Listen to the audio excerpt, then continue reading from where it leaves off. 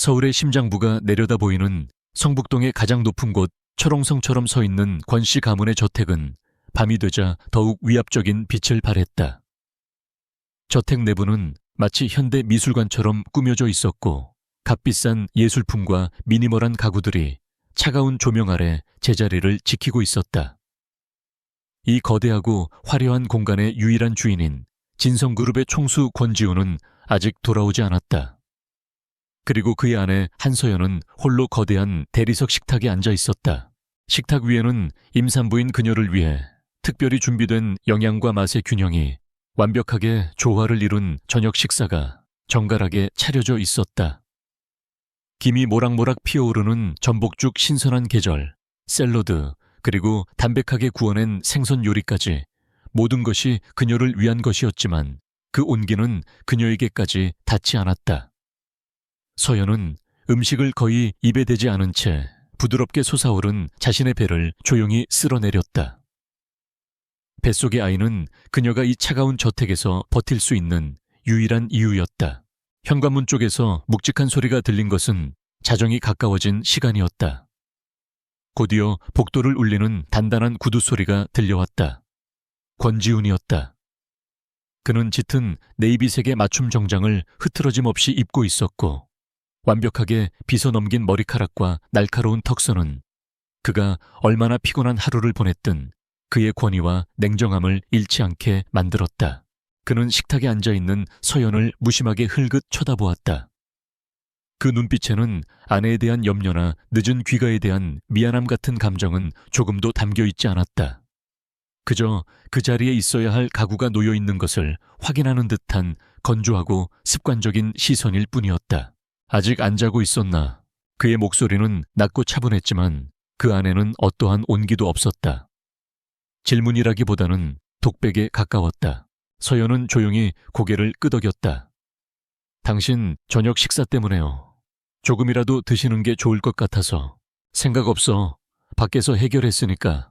지우는 넥타이를 거칠게 풀어내며 소파 쪽으로 걸어갔다. 그는 휴대전화를 꺼내들었고 그의 무표정하던 얼굴에 아주 미세하지만 분명한 변화가 일어났다. 입꼬리가 살짝 올라가 있었고 눈빛은 방금 전 서연을 볼 때와는 비교도 할 수 없을 만큼 부드러워져 있었다. 그는 누군가에게 문자를 보내고 있었다. 서연은 그 상대가 누구인지 굳이 묻지 않아도 알 수 있었다. 요즘 가장 주목받는 여배우 이유라. 신문과 잡지, 그리고 지훈의 시간을 온통 차지하고 있는 여자였다. 서연은 더 이상 아무 말도 하지 않았다. 그와의 대화는 언제나 이런 식이었다. 단절되고 무의미하며 결국에는 침묵으로 끝났다. 그녀는 조용히 자리에서 일어나 식탁을 정리하기 시작했다. 가사 도우미들이 있었지만 그녀는 이런 작은 움직임이라도 해야만 숨통이 트일 것 같았다. 그녀가 그릇을 치우는 다그락거리는 소리가 거대한 거실에 정막을 채웠다. 지우는 그 소리를 전혀 의식하지 못하는 듯 오직 자신의 휴대전화 속 세상에만 몰두해 있었다. 며칠 후 평온을 가장한 일상에 작은 파문이 일었다. 지훈 앞으로 배달된 고급스러운 쇼핑백을 가사 도우미가 서연에게 건넸다. 프랑스의 명품 브랜드 로고가 선명하게 찍혀 있었다. 지훈은 사업상 선물을 자주 받았기에 그녀는 대수롭지 않게 생각하려 애썼다. 하지만 쇼핑백에서 풍겨나오는 짙고 달콤한 향수는 그녀의 것이 아니었다. 본능적인 불안감이 그녀의 심장을 차갑게 옥죄었다. 그녀는 거실의 사이드 테이블 위에 쇼핑백을 올려두었다. 굳이 열어보고 싶지 않았다. 그 안에 무엇이 들어있든 그것은 그녀의 마음을 핥히는 또 하나의 증거가 될 뿐이라는 것을 알았기 때문이다. 하지만 그날 저녁 집으로 돌아온 지훈은 쇼핑백을 발견하고는 무심하게 내용물을 꺼냈다. 상자 안에는 화려한 패턴의 실크 스카프가 들어있었다. 누가 봐도 여성을 위한 물건이었다. 그리고 그 안에서 작은 카드 한 장이 떨어졌다. 지훈이 그것을 집어들기 전 서연의 눈에 먼저 카드에 적힌 글씨가 들어왔다. 흘려 쓴 듯하면서도 교태가 묻어나는 필체였다. 다음 제주도 여행을 위해 YR 이유라. 서연은 숨을 멈췄다. 이것은 단순한 선물이 아니었다. 명백한 도발이었다. 그녀의 영역인 집이라는 공간 안으로 보란듯이 자신의 존재감을 드러낸 것이다. 그녀는 지훈의 반응을 살폈다. 그의 얼굴에는 당황한 기색이 없었다. 오히려 그는 카드를 보며 옅은 미소를 지었고 스카프를 아무렇게나 소파 위에 던져두었다. 마치 아무것도 아닌 일이라는 듯이 그는 서연을 쳐다보았다. 그의 눈은 그녀의 반응을 시험하고 있었다. 질투를 할 것인가, 분노를 터뜨릴 것인가, 아니면 눈물을 보일 것인가. 그는 아마도 그녀가 그렇게 해주기를 바랐을 것이다. 그래야만 그녀를 예민하고 피곤한 아내로 치부하고 자신의 행동을 정당화할 수 있을 테니까. 하지만 서연은 그의 기대를 철저히 배반했다. 그녀는 아무런 표정 변화 없이 지극히 평온한 목소리로 말했다. 패턴이 화려하고 예쁘네요. 당신 사업 파트너는 안목이 좋은 분인가 봐요. 그녀의 목소리에는 가시도 비꼼도 없었다. 너무나도 완벽하게 평온해서 오히려 부자연스러울 정도였다. 지훈은 순간 할 말을 잃었다. 그는 눈살을 살짝 찌푸렸다. 그녀의 이런 무감각한 반응은 그의 신경을 건드렸다. 그는 차라리 그녀가 소리치며 화를 내는 편이 더 편했을 것이다. 그녀의 침묵은 그가 이해할 수 없는 깊이를 가지고 있었고 그것은 그를 불편하게 만들었다. 에어시 클라이언트가 보낸 거야. 그는 짧게 대답하고는 서재로 들어가 버렸다. 그가 남기고 간 스카프에서는 여전히 낯선 여자의 향수 냄새가 진동했다. 그날 밤 서연은 잠을 이루지 못했다. 그녀는 서재에서 새어나오는 지훈의 통화 소리를 들었다. 그는 문을 닫는 것조차 신경 쓰지 않았다. 그의 목소리는 평소의 냉정함은 온데간데 없이 다정하고 장난기가 가득했다. 응, 유라야. 받았지. 그런 걸 뭘 보냈어? 놀랐잖아. 아니, 집에서는 아무 말 안 해. 원래 그런 거에 무딘 사람이니까 신경 쓸 필요 없어. 알았어. 주말에 시간 비워볼게. 보고 싶다. 서연은 눈을 감았다. 무딘 사람. 그것이 지훈이 그녀를 정의하는 방식이었다. 그녀가 모든 것을 알고 있으면서도 침묵하는 이유를 그는 결코 이해하지 못할 것이다. 그녀의 침묵은 무지나 무감각이 아니었다. 그것은 마지막 남은 자존심이었고 폭풍전의 고요함이었으며 모든 것을 지켜보고 기록하는 관찰자의 시간이었다. 통화가 끝나고 서재 문이 열리는 소리가 들렸다. 지훈은 침실로 들어와 아무 일 없었다는 듯 침대에 누웠다. 그는 서연이 깨어있다는 사실을 아는 것 같았지만 아무 말도 걸지 않았다. 두 사람 사이에는 거대한 빙하가 놓여 있는 듯 했다. 서연은 조용히 몸을 돌려 누웠다. 그녀의 손은 다시 자신의 배 위로 향했다.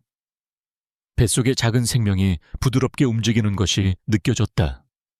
아가야, 조금만 더 힘을 내자. 엄마가 널 지켜줄게. 그녀는 마음속으로 속삭였다. 그녀는 더 이상 권지훈의 아내로서의 삶에 미련을 두지 않기로 결심했다. 그녀는 이제 한 아이의 엄마였다. 그녀는 자신의 아이를 이런 위선과 냉기가 가득한 곳에서 키울 수 없었다. 그녀의 머릿속에서는 조용하지만 치밀한 계획이 서서히 형태를 갖추기 시작했다. 이 화려한 감옥을 떠날 계획, 아무도 모르게 흔적도 없이 사라져버릴 계획. 권지훈은 아직 몰랐다. 자신이 무시하고 경멸했던 아내의 침묵이 무엇을 의미하는지, 그가 무디다고 생각했던 그 여자가 얼마나 날카로운 칼날을 품고 있는지, 그리고 그가 곧 잃게 될 것들이 얼마나 소중한 것이었는지를. 저택의 밤은 깊어갔고 거대한 어둠 속에서 한 여자의 결심은 별처럼 차갑고 단단하게 빛나고 있었다. 진성그룹 창립 50주년 기념 파티는 서울의 가장 호화로운 호텔 연회장에서 열렸다. 거대한 샹들리에가 보석처럼 빛을 쏟아냈고 대한민국의 정재계를 움직이는 거물들이 샴페인 잔을 부딪히며 가식적인 미소를 나누고 있었다. 이 화려하고 소란스러운 공간의 중심에는 파티의 주최자인 권지훈과 그의 아내 한서연이 있었다. 서연은 은은한 진주빛이 감도는 맞춤 제작 드레스를 입고 있었다. 임신한 몸을 아름답게 감싸는 우아한 디자인이었지만 그녀의 존재는 마치 배경의 일부처럼 희미했다. 그녀는 권지훈의 옆에서 완벽한 미소를 지으며 그의 비즈니스 파트너들과 인사를 나누는 아내의 역할을 충실히 수행하고 있었다. 하지만 지훈의 시선은 단 한 번도 그녀에게 따뜻하게 머문 적이 없었다. 그는 그녀를 살아있는 트로피처럼 자신의 완벽한 이미지를 구성하는 하나의 부속품처럼 대할 뿐이었다. 연회장의 분위기가 무르익을 무렵 입구 쪽에서 가벼운 소란이 일었다. 모든 사람들의 시선이 그곳으로 쏠렸다. 눈부신 붉은색 드레스를 입은 이유라가 스포트라이트를 받으며 등장한 것이다. 그녀는 공식적인 초대 손님 명단에 없었지만 유명 여배우인 그녀의 등장은 파티에 예상치 못한 활기를 불어넣었다. 그녀의 드레스는 서연의 것과는 정반대로 몸의 모든 곡선을 대담하게 드러내며 강렬한 유혹의 메시지를 던지고 있었다. 지훈의 얼굴에 찰나의 놀라움이 스쳐 지나갔지만 이내 그것은 만족스러운 미소로 바뀌었다. 그는 이유라에게 다가가지는 않았지만 그의 모든 신경이 그녀를 향해 쏠려 있음을 서연은 느낄 수 있었다. 이유라는 노련한 사냥꾼처럼 천천히 그리고 우아하게 연회장을 가로질렀다. 그녀는 여러 사람들과 인사를 나누면서도 그녀의 동선은 명확한 목표를 향해 조금씩 좁혀지고 있었다.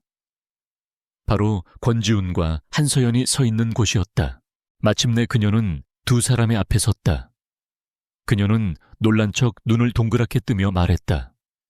어머 권 총수님, 이런 곳에서 뵙게 될 줄은 몰랐네요. 그리고 사모님이시죠? 처음 뵙겠습니다. 배우 이유라입니다. 그녀는 서연에게 손을 내밀었다. 그 행동은 겉보기에는 정중했지만 그 눈빛에는 숨길 수 없는 조롱과 승리감이 번뜩이고 있었다. 서연은 말없이 그녀의 손을 잡았다. 차갑고 단단한 감촉이었다. 바로 그 순간이었다.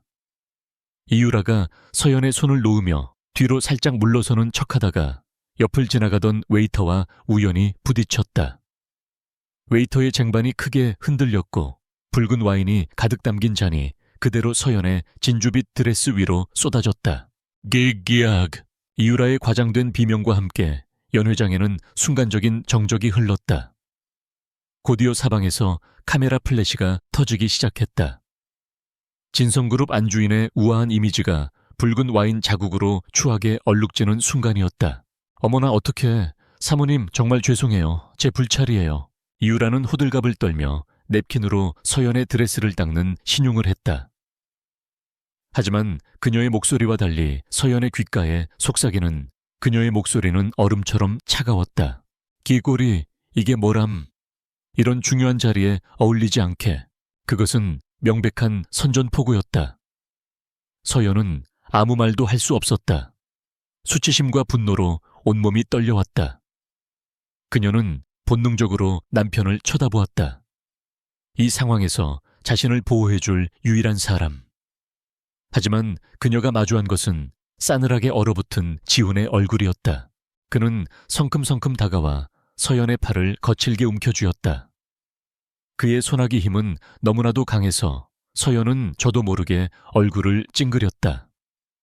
그는 주변의 시선은 아랑곳하지 않고 오직 서연에게만 들릴 정도의 낮고 분노에 찬 목소리로 속삭였다. 지금 뭐 하는 짓이야. 이 중요한 자리에서 이목이나 끌고. 조용히 처리하지 못해. 그의 목소리에는 그녀에 대한 걱정은 단 한 톨도 없었다. 오직 자신의 명예와 체면을 더럽힌 아내에 대한 경멸과 분노만이 가득했다. 그는 이유라를 탓하지 않았다. 그는 모든 상황의 원인을 서연에게 돌리고 있었다. 그녀가 주제넘게 파티에 참석해서 그녀가 부주의하게 서 있어서 이런 일이 벌어졌다는 듯이 그 순간 서연의 마음속에서 무언가가 툭 하고 끊어지는 소리가 났다. 마지막까지 붙들고 있던 희미한 기대의 끈이었다. 이 남자는 결코 변하지 않을 것이다. 그는 자신과 뱃속의 아이를 지켜줄 사람이 아니었다. 오히려 가장 위험한 적이었다. 엄청난 고통이 밀려왔지만 이상하게도 눈물은 나지 않았다.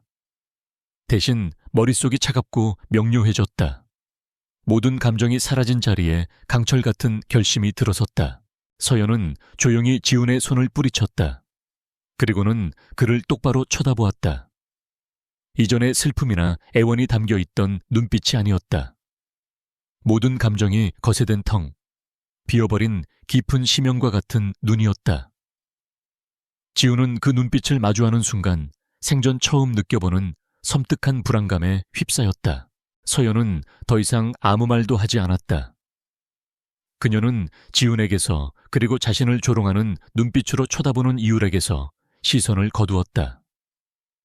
그리고는 드레스에 묻은 흉한 와인 자국에도 불구하고 꼿꼿하게 허리를 펴고 연회장을 가로질러 걸어 나갔다. 도망치는 패배자의 걸음이 아니었다. 모든 것을 끝내기로 결심한 사람의 조용하고 위험 있는 퇴장이었다. 웅성거리던 사람들은 약속이라도 한 듯 그녀를 위해 길을 열어주었다. 차가운 밤 공기가 그녀의 뺨을 스쳤다. 호텔을 빠져나온 그녀는 곧장 대기하고 있던 차에 올라탔다. 운전기사에게 집으로 가달라고 말하는 그녀의 목소리는 놀라울 정도로 침착했다. 저택으로 돌아온 서연은 불도 켜지 않은 채 자신의 서재로 향했다. 파티는 아직도 계속되고 있겠지만 그곳은 이제 그녀와 아무 상관없는 세상이었다. 그녀는 더 이상 울지 않았다. 대신 그녀는 고풍스러운 책상 서랍 깊숙한 곳에서 지우는 존재조차 모르는 얇은 노트북 한 대를 꺼냈다. 노트북을 켜자 복잡한 보안 절차를 거쳐 암호화된 화면이 나타났다. 그녀는 익숙하게 비밀번호를 입력했다. 화면에는 그녀가 몇 달 전부터 만일의 사태를 대비해 준비해온 파일들이 정리되어 있었다. 해외의 안전 계좌 정보, 다른 이름으로 된 신분증 사본. 그리고 유일하게 그녀를 도와줄 수 있는, 지금은 해외에 거주하는 오랜 친구의 연락처까지. 그녀는 망설이지 않았다. 곧바로 새로운 이메일 창을 열어 그 친구에게 메일을 보내기 시작했다. 내용은 길지 않았다. 하지만 그 안에는 그녀의 모든 결심이 담겨 있었다. 제목대가 됐어. It's time. 마지막 한 방울의 물이 잔을 넘치게 했다. 이제 거대한 홍수가 시작될 것이다. 그녀의 조용한 반란은 그렇게 누구도 눈치채지 못하는 깊은 밤 속에서 막이 오르고 있었다. 그날 밤 권지우는 자정이 훌쩍 넘은 시간에 만취 상태로 저택에 돌아왔다. 파티는 그의 성공을 자축하는 자리였지만 한서연의 예기치 못한 퇴장은 그의 심기를 불편하게 만들었다. 그는 아내가 침실에서 자신을 기다리고 있거나 혹은 홧김에 다른 방에서 자고 있을 것이라 예상했다. 어쩌면 한바탕 말다툼을 벌일 준비를 하고 있을지도 몰랐다. 하지만 그가 침실 문을 열었을 때 그를 맞이한 것은 완벽한 정적과 어둠뿐이었다. 침대는 방금 정리한 것처럼 단 한 치의 흐트러짐도 없이 정갈했다. 그녀의 흔적은 어디에도 없었다. 지우는 혀를 차며 짜증스럽게 넥타이를 풀어 던졌다. 또 토라져서 손님 방으로 갔겠지. 그는 대수롭지 않게 생각하며 샤워를 하고 거대한 침대의 한가운데에 몸을 던졌다. 그는 서연의 부재가 만들어낸 그 낯선 고요함의 의미를 전혀 알지 못한 채 깊은 잠에 빠져들었다. 다음 날 아침 지독한 숙취와 함께 눈을 떴을 때도 침대의 옆자리는 여전히 비어 있었다. 그제야 지우는 희미한 위화감을 느꼈다. 평소의 서연이라면 아무리 화가 나도 아침 일찍 일어나 그의 아침 식사를 챙기거나 최소한의 인기척이라도 냈을 터였다. 하지만 오늘의 저택은 마치 아무도 살지 않는 유령의 집처럼 고요했다. 그는 뻐근한 머리를 붙잡고 아래층으로 내려갔다. 주방에서는 가사 도우미들이 평소와 같이 아침 식사를 준비하고 있었다. 사모님은 그의 물음에 나이든 집사가 조심스럽게 대답했다. 아직 못 배웠습니다. 보통은 이 시간에 정원에 계시는데. 지훈의 미간이 좁혀졌다. 그는 휴대전화를 들어 서연에게 전화를 걸었다. 신호는 갔지만 그녀는 받지 않았다. 음성 사서함으로 넘어가는 기계적인 안내음이 그의 신경을 날카롭게 긁었다. 그는 그녀가 단지 극적인 연출을 하고 있을 뿐이라고, 자신의 관심을 끌기 위한 유치한 시위라고 애써 생각했다. 그는 아마 친정으로 갔을 것이라 결론 내리고 더 이상 신경 쓰지 않으려 하며 회사로 향했다. 하지만 그가 몰랐던 것은 한서연이 그 시각 이미 서울을 벗어나고 있었다는 사실이다. 어젯밤 친구에게 이메일을 보낸 직후 서연은 계획의 다음 단계를 실행에 옮겼다. 그녀는 몇 주에 걸쳐 조금씩 준비해둔 작은 여행 가방 하나만을 챙겼다. 그 안에는 지훈이 사준 명품 옷이나 보석은 단 하나도 없었다. 대신 현금 다발과 위조된 신분증 대포폰, 그리고 평범하고 편안한 몇 벌의 옷이 들어있을 뿐이었다. 그녀는 이 집에서 나갈 때 권지훈의 아내 한서연으로서 가졌던 모든 것을 버리고 가기로 결심했다. 그녀는 마지막으로 저택을 한 바퀴 둘러보았다. 모든 것이 차갑고 낯설었다. 마치 오랫동안 갇혀있던 감옥을 떠나는 수감자의 심정이었다. 거실 벽에 걸린 그들의 행복했던 시절의 웨딩 사진 앞에서 그녀의 발걸음이 잠시 멈췄다. 사진 속에서 활짝 웃고 있는 젊은 날의 지훈과 자신을 보며 아주 잠깐 가슴 한구석이 시려왔다. 하지만 그것도 잠시. 그녀는 곧이어 단호하게 고개를 돌렸다. 모든 것은 이미 과거가 되었다. 그녀는 집안의 운전기사가 아닌 철저히 신원이 보장되는 익명의 콜택시를 이용했다. 미리 예약된 차는 약속된 시간에 정확히 저택의 뒷문 앞에 도착했다. 그녀는 단 한 번도 뒤돌아보지 않고 차에 올라탔다.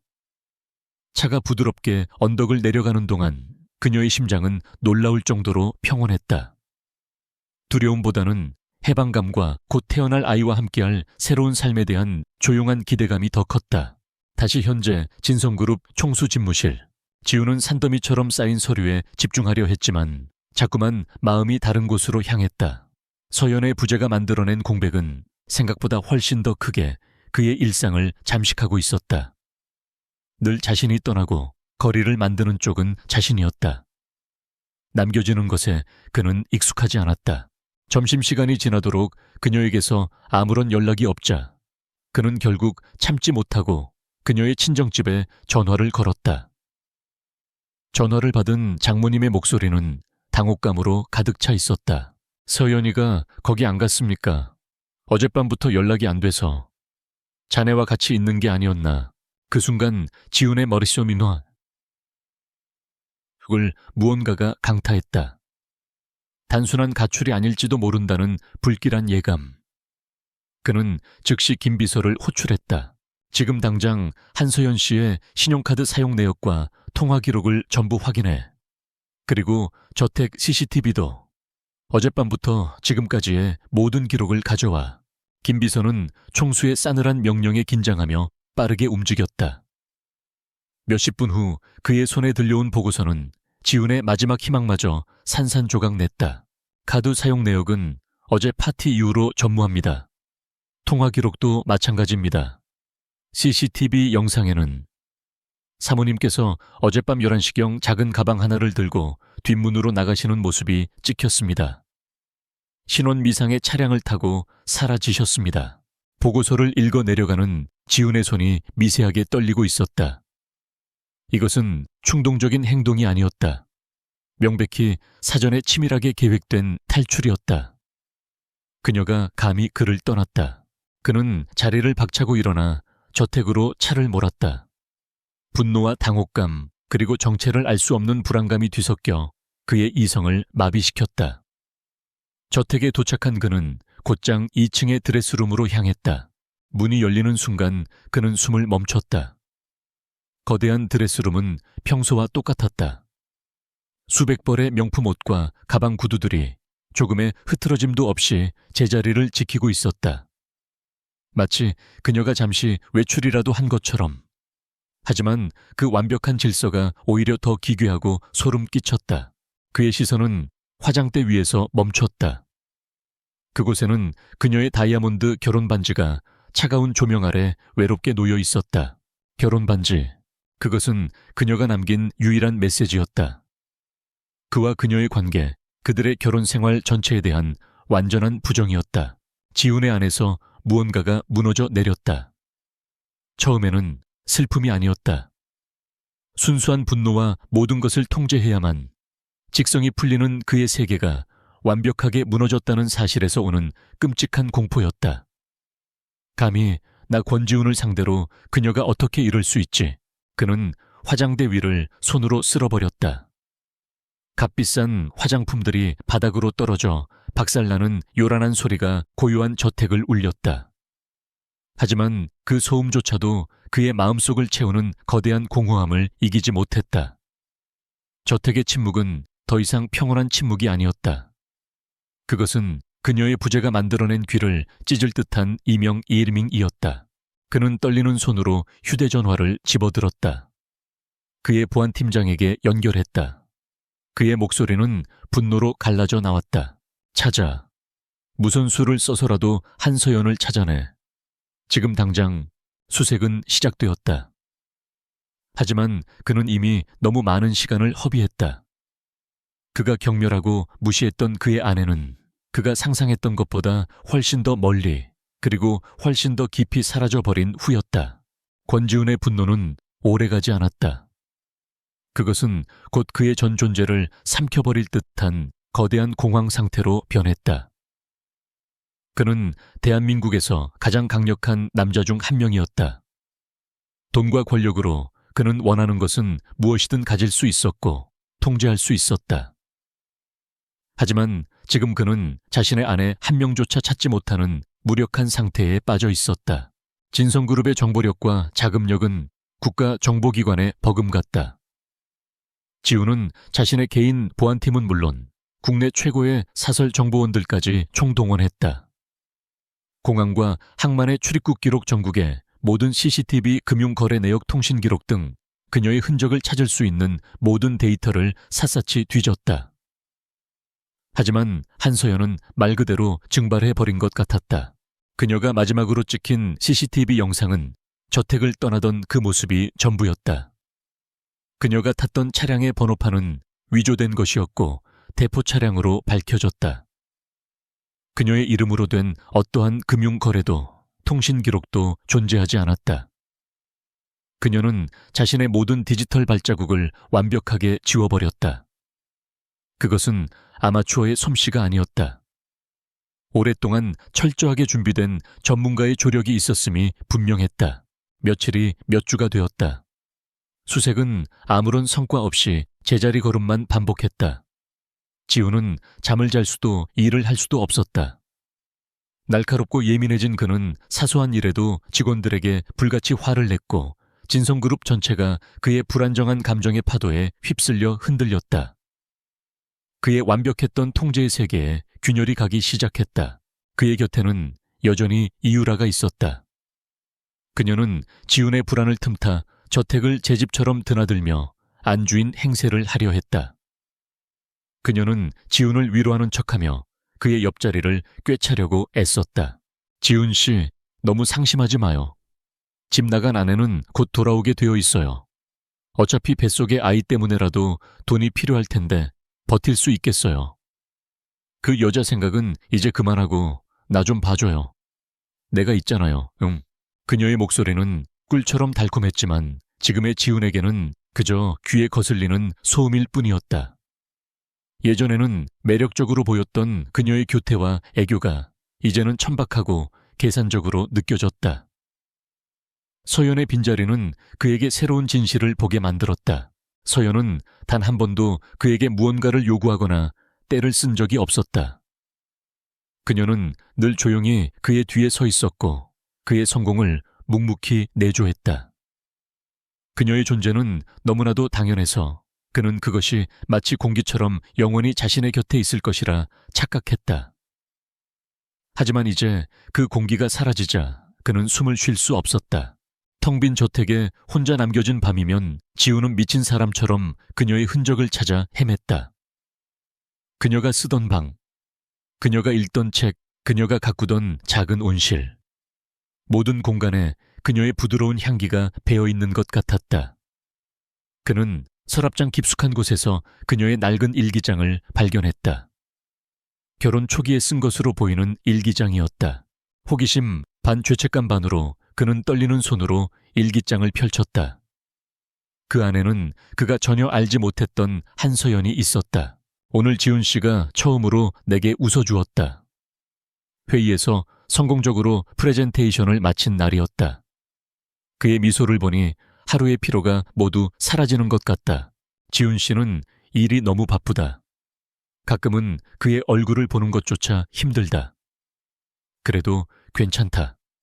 나는 그의 아내니까. 그가 자신의 꿈을 이루는 것을 돕는 것이 나의 역할이다. 오늘 병원에 다녀왔다. 아기가 생겼다. 이 기쁜 소식을 어떻게 전해야 할까?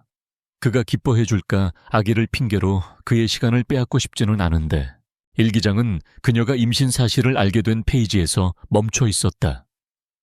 지우는 가슴을 망치로 얻어맞은 듯한 충격을 받았다. 그녀는 임신 사실을 알았을 때조차 자신의 기쁨보다 그의 일을 먼저 걱정했다. 그런데 그는 무엇을 했던가? 그는 그녀의 임신 소식을 들었을 때 의무감과 귀찮음이 뒤섞인 표정을 지었다. 단 한 번도 그녀의 배를 따뜻하게 쓰다듬어 주거나 아이의 태동을 함께 느껴본 적이 없었다. 그는 최악의 남편이자 최악의 아빠였다. 그는 일기장을 가슴에 품고 오열했다. 태어나서 처음으로 흘리는 통렬한 후회의 눈물이었다. 그가 잃어버린 것은 단순히 아내가 아니었다. 그것은 자신을 조건 없이 사랑해 주었던 유일한 사람, 자신의 아이, 그리고 인간으로서의 최소한의 양심이었다. 그의 정신적인 붕괴는 회사 경영에도 영향을 미치기 시작했다. 중요한 회의에서 그는 멍하니 다른 생각을 하다가 실수를 연발했고 냉철한 판단력으로 유명했던 그의 명성은 흔들렸다. 경쟁사들은 진성그룹의 이상 신호를 놓치지 않고 공격적으로 나오기 시작했다. 주가는 연일 하락했고 이사회에서는 그의 경영 능력에 대한 의문이 조심스럽게 제기되었다. 그가 쌓아 올린 철옹성은 안에서부터 서서히 무너져 내리고 있었다. 이유라는 지훈의 변화를 초조하게 지켜보았다. 그녀는 그가 서연을 잊고 자신에게 완전히 빠져들 것이라 예상했지만 결과는 정반대였다. 서연의 부재는 오히려 그녀를 지훈의 마음속에서 지울 수 없는 존재로 만들어버렸다. 지훈의 마음을 돌리기 위해 그녀는 최후의 수단을 쓰기로 결심했다. 그녀는 의도적으로 기자에게 자신과 지훈의 관계를 암시하는 정보를 흘렸다. 곧이어 진성그룹 권총수 임신한 아내 가출설 속 여배우 Y와 밀회라는 자극적인 제목의 기사들이 인터넷을 도배하기 시작했다. 그녀는 이 스캔들이 지훈으로 하여금 어쩔 수 없이 자신을 선택하게 만들 것이라 믿었다. 하지만 그것은 최악의 자충수였다. 기사를 본 지훈의 반응은 그녀의 예상을 완전히 벗어났다. 그는 분노하지 않았다. 대신 그는 얼음처럼 차가운 눈으로 그녀를 바라보았다. 그 눈빛은 그녀가 그에게서 단 한 번도 본 적 없는 완전한 경멸과 혐오의 눈빛이었다. 내 짓이지. 지훈 씨 그게 아니라 나가 내 눈앞에서 사라져. 그는 더 이상 소리치지 않았다. 그의 목소리는 죽은 사람처럼 감정이 없었다. 하지만 그 어떤 분노보다도 더 무서운 최종 선고였다. 그의 세계를 지배하던 유일한 감정, 한서연을 잃어버렸다는 상실감과 후회는 이제 다른 모든 감정을 집어삼켜버린 후였다.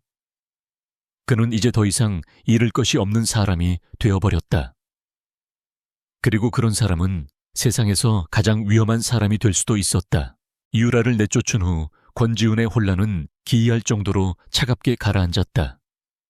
더 이상 절망적인 공황 상태에 휩싸여 이성을 잃지 않았다. 대신 그의 머릿속은 오직 한 가지 목표로 가득 찼다. 해답을 찾아야 한다. 한서연이 왜 떠났는지, 그리고 이 모든 일의 배후에 무엇이 있는지 알아내야만 했다. 이유라가 터뜨린 스캔들은 진성그룹의 주가를 폭락시키고 기업 이미지를 심각하게 훼손했다. 이제 그는 상처 입은 남편일 뿐만 아니라 회사의 존폐를 책임져야 하는 총수이기도 했다. 그는 서연을 찾는 일을 멈추지 않았지만 그 방식은 이전과 달라졌다. 그는 먼저 자신이 만든 이 끔찍한 난장판을 정리해야 한다는 것을 깨달았다. 그리고 그 시작은 이유라에 대한 철저한 조사였다. 그는 진성그룹의 최고 정예 요원들로 구성된 기업 보안팀에게 이유라의 모든 것을 파헤치라고 지시했다. 그녀의 과거 자금 흐름, 주변 인물들까지 먼지 한 톨이라도 놓치지 말라고 명령했다. 그리고 며칠 후 그가 받은 보고서는 그의 남은 세상을 송두리째 뒤흔들었다. 보고서의 내용은 충격적이었다. 이유라는 단순한 야심가나 황금을 좇는 여배우가 아니었다. 그녀의 계좌에서는 거액의 자금이 정체불명의 유령 회사를 통해 입출금된 기록이 발견되었다. 그리고 그 유령 회사의 자금 출처를 추적하자 믿을 수 없는 이름이 나타났다. 진성그룹의 가장 강력한 경쟁사인 태양전자였다. 조사는 더 깊이 들어갔다. 지훈이 이유라와 관계를 맺고 있던 지난 몇 달간 진성그룹의 여러 핵심 프로젝트 기획안과 기밀 입찰 정보들이 태양전자 측으로 유출된 정황이 포착되었다. 그 결과 진성그룹은 수천억 원 규모의 계약들을 연달아 놓쳤다. 모든 퍼즐 조각이 섬뜩할 정도로 완벽하게 맞아떨어졌다. 그녀와의 우연한 만남들, 시도 때도 없이 보내오던 선물들, 그리고 서연을 향한 집요한 도발까지. 그 모든 것이 자신을 차지하기 위한 행동이 아니었다. 그것은 그의 판단력을 흐리게 하고 그의 사생활을 혼란에 빠뜨려 기업 기밀에 접근하기 위한 치밀하게 계산된 스파이 행위였다. 창립 50주년 파티에서의 그 소동 역시 그와 회사를 동시에 무너뜨리기 위한 고도의 심리전이었던 것이다. 그는 거대한 기업 전쟁의 한복판에서 가장 어리석은 장기말이 되어 놀아나고 있었다. 이 끔찍한 진실은 유능한 경영자로서의 그의 자존심을 산산조각 냈다. 그는 단지 나쁜 남편이었던 것이 아니라 자신을 파멸시키기 위해 접근한 여자에게 빠져 회사 전체를 위험에 빠뜨린 우매한 리더였다. 같은 시각 서울의 소음과 음모가 닿지 않는 지구 반대편의 어느 조용한 해안마을. 한서연은 작은 정원이 딸린 아담한 집의 테라스에 앉아 따스한 햇살을 받으며 뜨개질을 하고 있었다. 곧 태어날 아기를 위한 작은 양말이었다.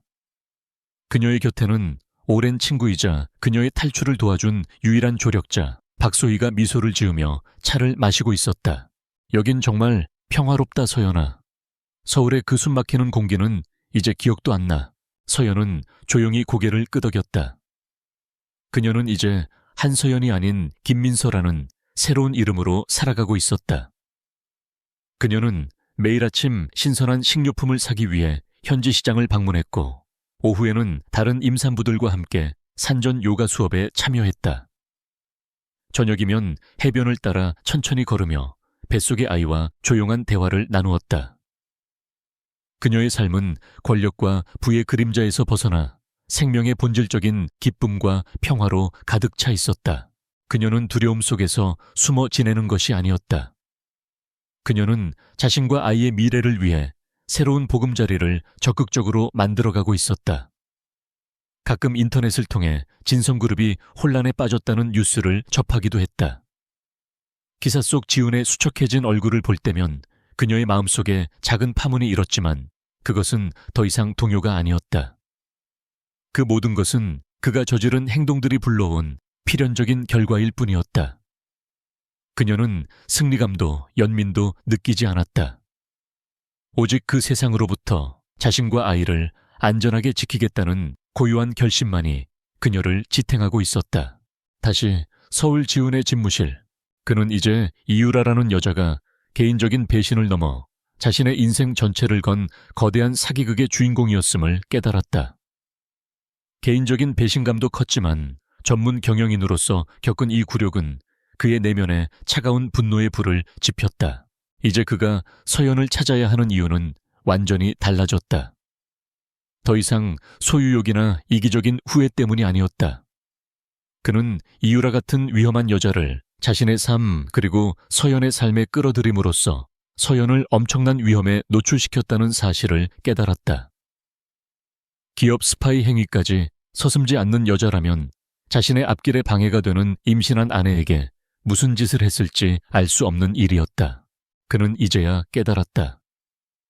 서연의 그 이해할 수 없었던 침묵과 관찰이 수동적인 체념이 아니라 그가 보지 못했던 위험의 본질을 꿰뚫어 보고 있었던 지혜였을지도 모른다는 것을. 그의 새로운 목표는 두 가지였다.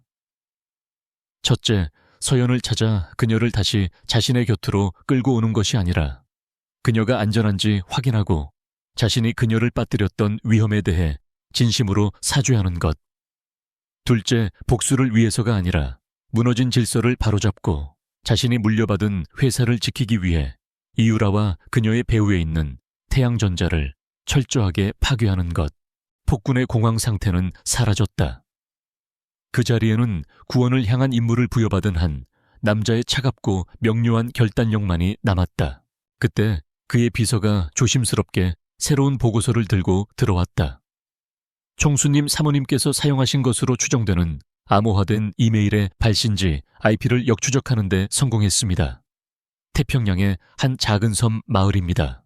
그것은 바다에서 바늘을 찾는 것과 같은 희박한 단서였지만 그가 몇 주 만에 얻은 최초의 실질적인 흔적이었다. 지우는 벽에 걸린 세계 지도를 바라보았다. 그의 눈빛은 더 이상 흔들리지 않았다. 그는 비서에게 조용하고 단호한 목소리로 명령했다. 전용기를 준비해. 내가 직접 간다. 권지우는 곧바로 전용기에 오르지 않았다. 그는 먼저 처리해야 할 일이 있었다. 자신의 어리석음이 남긴 가장 추악한 오점을 지워내는 일. 그는 비서에게 이유라와의 만남을 주선하라고 지시했다. 장소는 호텔 스위트룸이나 고급 레스토랑이 아니었다. 진성그룹 본사 40층 외부와 철저히 차단된 차가운 회의실이었다. 이유라는 권지훈이 자신을 용서하고 다시 받아들일 것이라는 어리석은 기대를 품고 회의실에 들어섰다. 그녀는 그가 자신 없이는 견디지 못할 것이라 확신했다. 하지만 그녀를 맞이한 것은 다정한 연인이 아니었다. 싸늘한 금속 테이블 너머에 앉아있는 어른보다 차가운 눈빛의 심판관이었다. 그의 옆에는 그룹의 법무팀장과 보안팀장이 배석해 있었다. 지훈 씨, 이게 다 무슨... 앉아. 지훈의 목소리에는 어떠한 감정도 실려있지 않았다. 이유라는 본능적인 위협을 느끼며 자리에 앉았다. 지훈은 손짓으로 보안팀장에게 신호를 보냈다. 곧이어 회의실의 대형 스크린에 영상과 자료들이 차례로 나타나기 시작했다. 그녀의 계좌로 태양전자 측에서 거액의 자금이 흘러들어온 내역. 그녀가 진성그룹의 기밀 정보를 빼돌려 경쟁사에 넘긴 증거가 담긴 이메일과 메신저 대화록. 그녀가 파티에서 의도적으로 소동을 일으키기 위해 웨이터를 매수했던 CCTV 영상까지. 이유라의 얼굴이 새하얗게 질려갔다. 그녀의 완벽했던 가면이 조각조각 깨져나가고 있었다. 태양전자 박상무가 얼마를 주기로 했지. 진성그룹을 통째로 넘겨주면 총수 사모님 자리라도 약속했나. 지훈의 목소리는 조롱과 경멸로 가득했다. 지훈 씨, 이건 오해야. 난 당신을 사랑해서. 사랑. 지훈은 코웃음을 쳤다. 그는 자리에서 일어나 그녀에게 천천히 다가갔다. 그의 그림자가 공포에 질린 그녀의 위로 드리워졌다. 내가 한 짓은 사랑이 아니야. 그건 기생이지. 내 인생과 내 회사에 달라붙어 피를 빨아먹는 기생충. 넌 단지 나쁜 여자가 아니었어. 넌 내 적이었지. 그는 테이블 위에 서류 봉투 하나를 던졌다. 내 소속사와의 계약은 오늘부로 파기됐다. 위약금은 진성그룹에서 대납하지. 그리고 네가 출연하기로 했던 모든 영화와 광고에서도 퇴출 통보를 받게 될 거야. 언론에는 사생활 문제로 알려지겠지만 이 바닥 사람들 진실을 아는 데는 그리 오래 걸리지 않을걸. 그의 말은 사형 선고와 같았다. 하지만 그것이 끝이 아니었다. 그리고 이건 시작일 뿐이야. 기업 기밀 유출과 업무 방해 혐의로 널 고소할 거다. 진성그룹 법무팀이 네가 감옥에서 가능한 한 오래 썩을 수 있도록 최선을 다할 테니 기대하도록 해. 이유라는 완전히 무너져 내렸다. 그녀는 그의 바짓가랑이라도 붙잡고 애원하고 싶었지만 그의 눈에서 뿜어져 나오는 절대적인 증오는 그녀를 얼어붙게 만들었다. 그는 더 이상 그녀가 조종할 수 있었던 어리석은 남자가 아니었다. 그는 모든 것을 잃었다가 다시 태어난 냉혹한 복수자였다. 나가. 그리고 다시는 내 눈앞에 나타나지 마. 내 인생에서, 이 세상에서 네 존재 자체를 지워버려. 그녀는 경호원들에게 끌려 비참하게 회의실을 빠져나갔다. 지우는 그녀가 사라진 문을 잠시 바라보다가 아무 일 없었다는 듯 자리로 돌아왔다. 그의 마음속에는 후련함도 승리감도 없었다. 오직 자신이 바로잡아야 할 또 다른 과업만이 남아있을 뿐이었다. 이틀 후 권지우는 태평양의 작은 섬에 도착했다. 서울의 잿빛 하늘과는 비교도 할 수 없는 눈부신 햇살과 에메랄드빛 바다가 그를 맞았다. 하지만 그의 마음은 무거운 납덩이처럼 가라앉아 있었다. 그는 최소한의 경호 인력만을 대동한 채 비서가 건네준 주소로 향했다. 그곳은 관광객들이 붐비는 해변에서 조금 떨어진 현지인들이 사는 조용한 마을이었다. 하얀색 담벼락에 파란색 지붕을 얹은 아담한 집. 담장 너머로는 이름 모를 열대꽃들이 만발해 있었다. 그는 그 집 앞에서 차를 멈추게 하고 혼자 내렸다. 그는 심호흡을 했다. 지난 몇 주간 상상 속에서 수백 수천 번을 그렸던 순간이었다. 하지만 막상 현실이 되자 그는 문을 두드릴 용기조차 나지 않았다. 바로 그때 문이 먼저 열리고 한 여자가 밖으로 나왔다. 한서연이었다. 그녀는 하얀색의 편안한 원피스를 입고 있었고 밀짚 모자를 쓰고 있었다. 눈에 띄게 불러온 배는 그녀가 곧 엄마가 될 것임을 알려주고 있었다. 서울에서의 창백하고 위축된 모습은 온데간데 없었다. 햇살에 건강하게 그을린 피부와 평화로운 표정은 그녀를 완전히 다른 사람처럼 보이게 했다. 그녀는 마치 이 섬의 햇살과 바람을 닮은 여신 같았다. 그녀는 문 앞에 서 있는 지훈을 발견하고 잠시 걸음을 멈췄다. 그녀의 눈에는 놀라움이나 분노 혹은 반가움 같은 격한 감정이 비치지 않았다.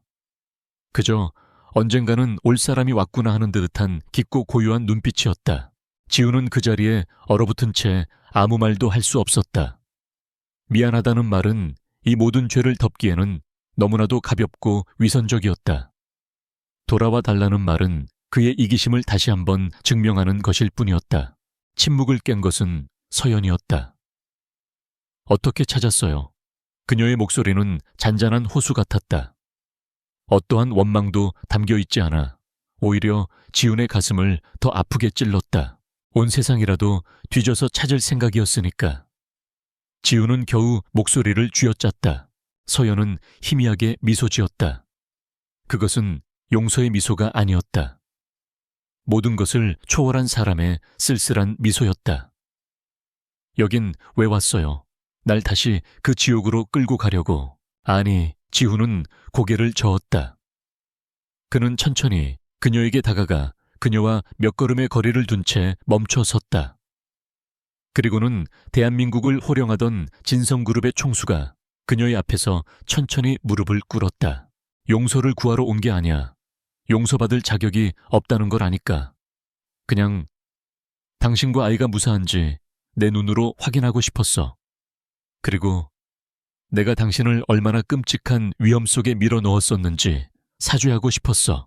그는 이유라가 태양전자의 스파이였다는 사실과 그녀가 저질렀던 모든 악행들을 털어놓았다.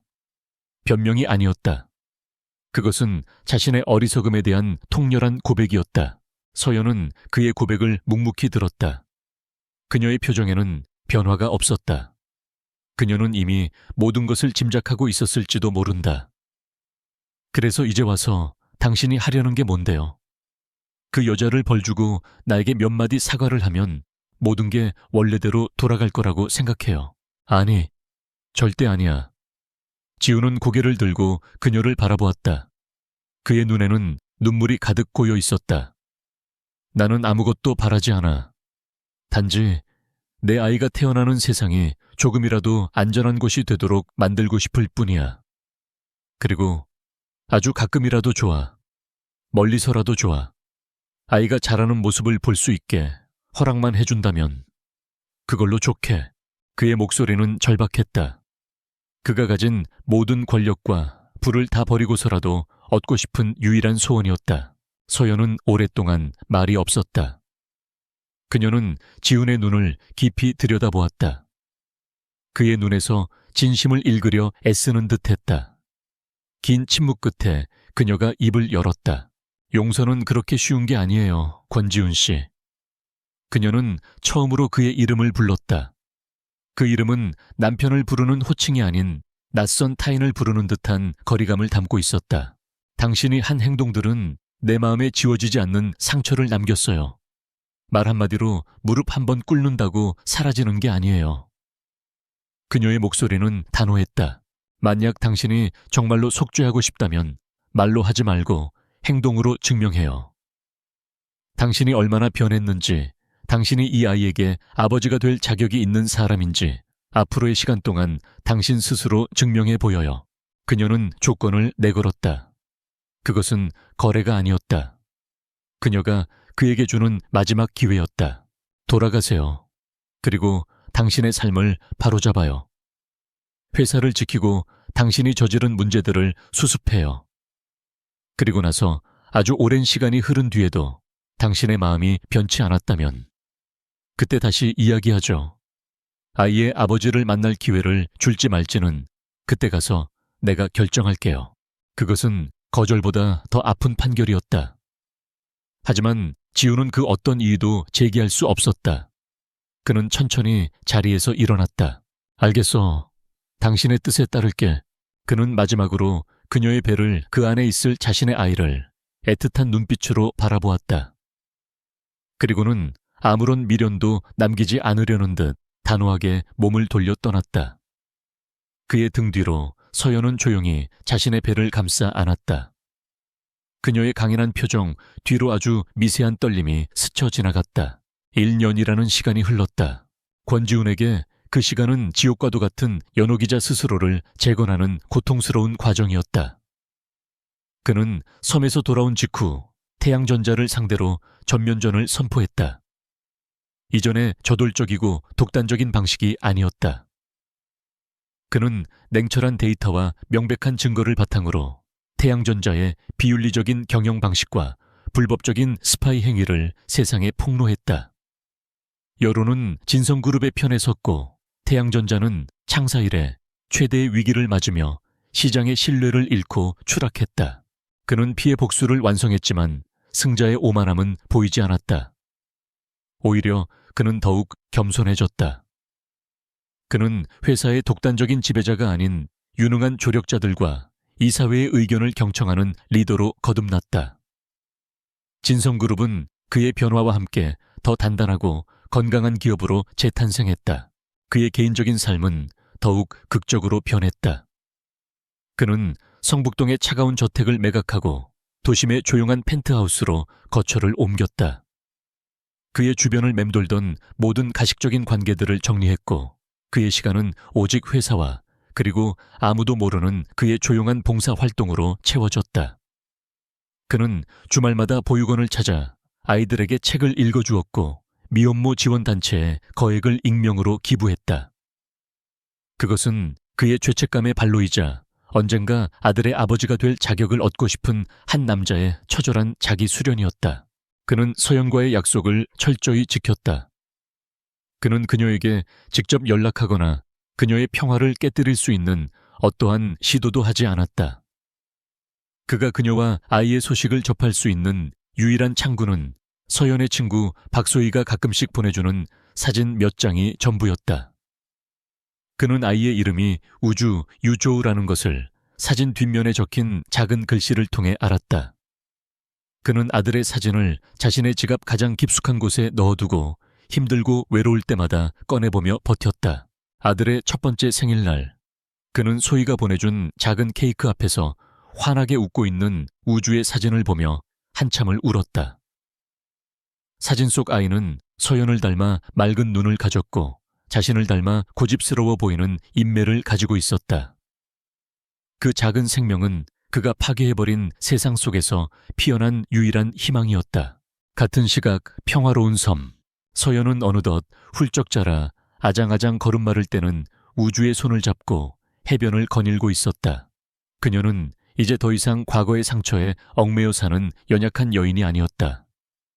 그녀는 한 아이를 온전히 자신의 힘으로 키워낸 강인하고 행복한 어머니였다. 그녀는 뉴스와 친구 소희를 통해 권지훈의 변화를 계속해서 지켜봐 왔다.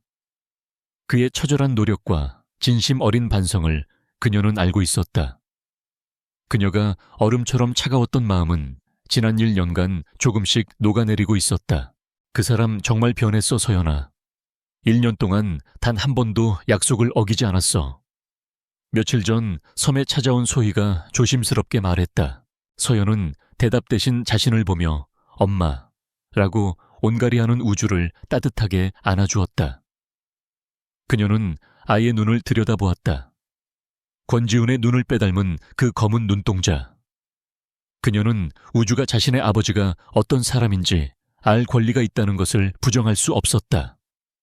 만약 그 아버지가 정말로 좋은 사람으로 다시 태어났다면 그날 저녁 우주의 첫 번째 생일 파티가 끝난 후 서연은 오랫동안 켜지 않았던 노트북을 열었다. 그리고 권지훈에게 아주 짧은 이메일 한 통을 보냈다. 거기에는 용서나 사랑의 단어는 없었다.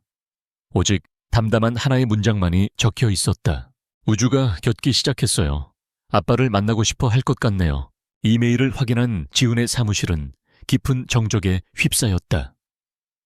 그는 모니터 위에 짧은 문장을 몇 번이고 반복해서 읽었다. 그것은 승리였고 승리의 통보가 아니었다. 지난 1년간 감히 꿈조차 꾸지 못했던 구원의 빛이었다.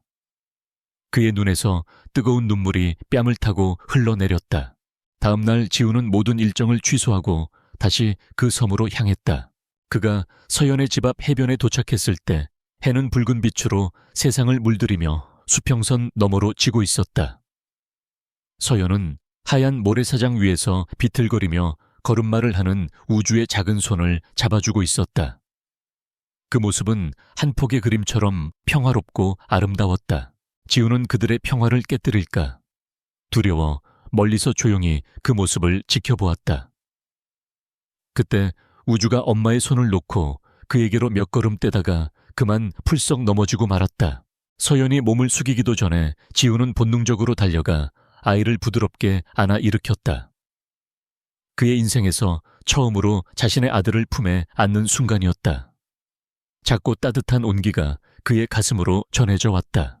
그는 아이를 안은 채 천천히 고개를 들었다. 그의 시선이 아들 너머에 서 있는 서연의 시선과 마주쳤다. 그녀의 눈은 더 이상 차갑지 않았다. 여전히 조심스러운 빛이 감돌았지만 그 안에는 희미한 온기가 있었다. 어떠한 극적인 고백도 눈물의 재회도 없었다.